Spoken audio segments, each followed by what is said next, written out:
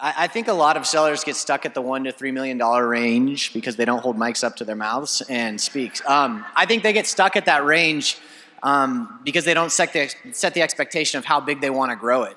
And I started out early aligning myself with people that had the ability to think bigger than myself.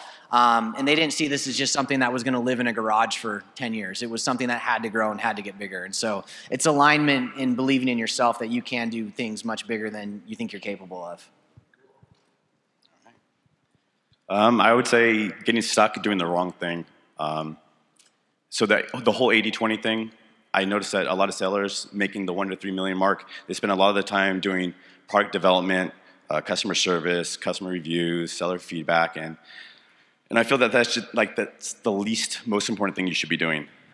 It's all about visibility, the right keywords, and the right marketing. So 80% of what we do is all keyword research and all marketing. The least most important thing is product development and customer service. So employ some really good staff just to do that portion and focus on what grows your business. What's your number one secret for growing sales for those looking to grow their sales? If we consider sales top-line revenue will grow faster if you have higher profit margin products. You can charge higher prices and have less competition if you double down on what your brand stands for rather than just selling a product that is private labeled and looks exactly like everybody else's. You can have a private label product as long as it falls within the confines of what your brand stands for. The same way that we looked at the Black Rifle Coffee example in my presentation, where they just said exactly who they were for. They were coffee for conservative men. Since it's targeted to that specific group of people, the conservative men will pay twice as much for the same coffee than supporting liberal Starbucks. So because they're targeting a specific group, they can sell the same product for twice as much.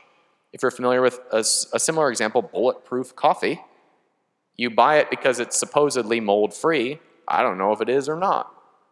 It's less in the package, twice as much, so the profit margins are higher. So if we consider sales to be top-line revenue, it's doubling down on your brand. I think my number one secret truly is that there's not one secret to it. And I think if we sort of sum up what was covered here, starting with brand and what makes you tick and what you're really building value into the world for, I think that ultimately is the origin of it. But then from there, you can tell that story to the influencers who are going to want to pick it up because those people see a lot of products. Unless it's worthy of them stopping what they're doing and actually paying attention to it, they're not going to. And so having something that, truly, captivates them will help it sell. And then you sort of double down and go into, all right, well, let's make the listings pretty. Let's optimize them from search perspective. Let's get the keywords in there. And then the only other thing we didn't really cover was just advertising and learning advertising on Amazon because the ROI you can get on there is insanity. And I'm hearing from so many brands now, I'm pulling my dollars away from Google. I'm pulling my dollars away from Facebook. I'm putting them on Amazon. But that creates more competition for everybody out here. And so really learning advertising, I think, is a big key. And it's going to help if you have a really compelling product because your ROI is just going to be better. Your competitors increase the total awareness about differentiating factors.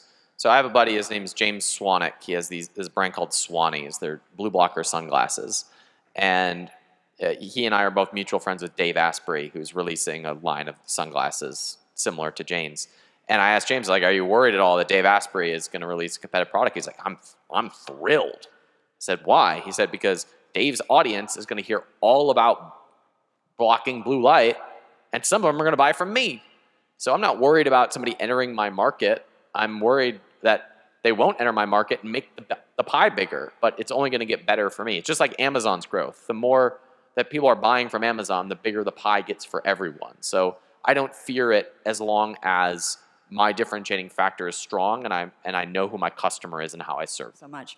So if you can think back to when you first started, I've just been in the industry 6 weeks, coming from a television and film background.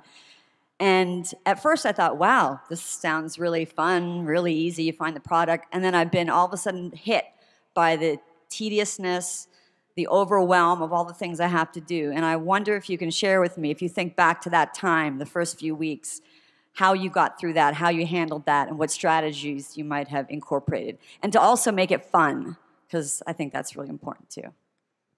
So I'll get a twofer here because I really wanted to answer the previous question. So I'll get them both here. As far as tediousness goes, can you spin me since I can't? Thank you. So as far as tediousness goes, I'm with you. I, to this day, do not know how to print a damn shipping label. I have no idea. Okay, so I work with other people for that. I'm a strategist. I know how to blow things up quickly, and the minute that I'm taken out of my zone of genius, the company growth slows.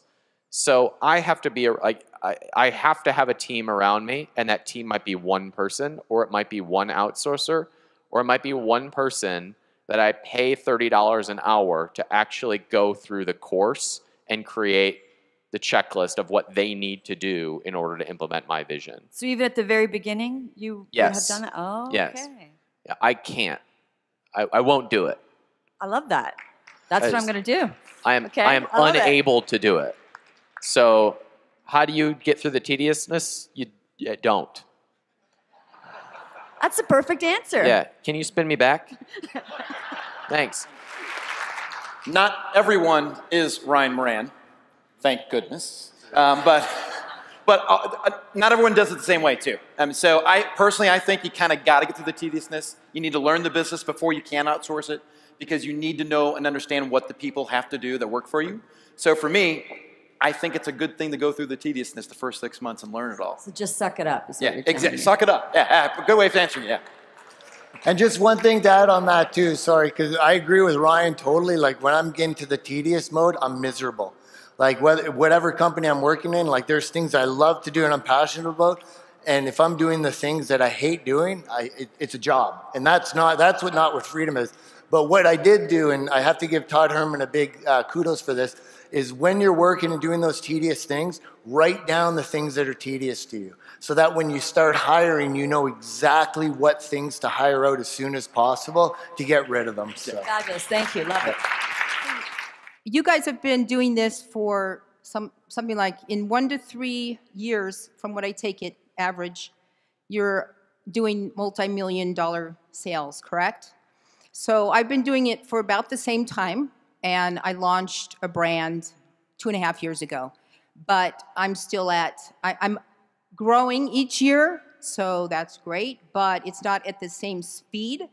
So in other words, I'm at about 35,000 a month.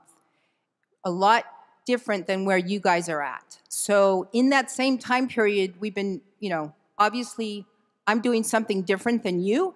So what I'm trying to find out is, what are you doing differently? First of all, stop printing shipping labels. And That's probably the answer to the question. This is my prescription. We're just going to go through the formula. You said you have 8 products, is that correct? Yeah. Okay, so you're going to pick the one that has the highest profit margin.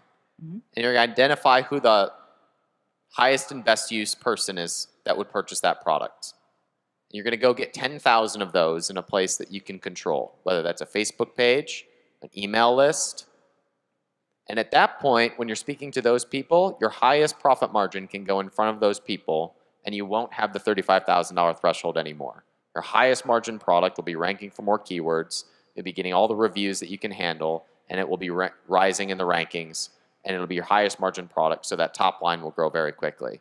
You'll then use that capital to go pop down the list, launch it to the same audience, use other ranking strategies, dive money into pay-per-click. You now have the capital to be able to duplicate that over 3 to 5 products, and you'll come back here next year and you won't have this problem anymore. Great. Thank you.